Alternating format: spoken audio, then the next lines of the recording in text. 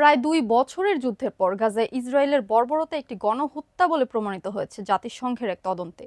অধিকৃত ফিলিস্তিনি ভূখণ্ডের ওপর জাতিসংঘের স্বাধীন আন্তর্জাতিক তদন্ত কমিশনের চেয়ারম্যান নাভি পিল্লে মঙ্গলবার ১৬ সেপ্টেম্বর সংবাদ মাধ্যম আল জাজিরার কাছে সংস্থাটির তদন্তের এই ফলাফলের বিষয়ে ঘোষণা দেন।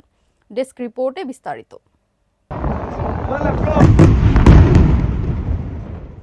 প্রায় ২ বছরের যুদ্ধের পর গাজায় ইসরায়েলের বর্বরতা একটি গণহত্যা বলে প্রমাণিত হয়েছে জাতিসংঘের এক তদন্তে। অধিকৃত ফিলিস্তিনি ভূখণ্ডের ওপর জাতিসংঘের স্বাধীন আন্তর্জাতিক তদন্ত কমিশনের চেয়ারম্যান নাভি পিল্লে মঙ্গলবার সংবাদ মাধ্যম আল জাজিরার কাছে সংস্থাটির তদন্তের এই ফলাফলের বিষয়ে ঘোষণা দেন। এক সাক্ষাৎকারে পিল্লে বলেন, আমরা ইসরায়েলি প্রেসিডেন্ট আইজ্যাক হারজোগ, প্রধানমন্ত্রী নেতানিয়াহু এবং সাবেক প্রতিরক্ষা মন্ত্রী ইয়োভ গ্যালান্তকে তাদের বক্তব্য এবং তাদের দেয়া আদেশের ভিত্তিতে শনাক্ত করেছি। তিনি আরও বলেন, যেহেতু এই ৩ ব্যক্তি রাষ্ট্রের এজেন্ট ছিল, আইন অনুসারে রাষ্ট্রকে দায়ী করা যায়। তাই আমরা বলি যে রাষ্ট্রই গণহত্যা চালিয়েছে।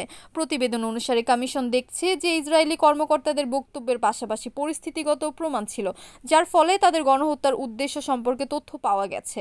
রিপোর্টে দেখা গেছে, কমিশন এই সিদ্ধান্তে উপনীত হয়েছে যে গাজা উপত্যকার ফিলিস্তিনিদের সম্পূর্ণ বা আংশিকভাবে ধ্বংস করার জন্য ইসরায়েলি কর্তৃপক্ষ এবং ইসরায়েলি নিরাপত্তা বাহিনীর গণহত্যার উদ্দেশ্য রয়েছে।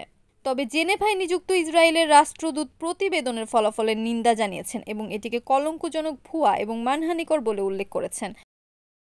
Kamruzzaman Kamrul, NAN TV news desk.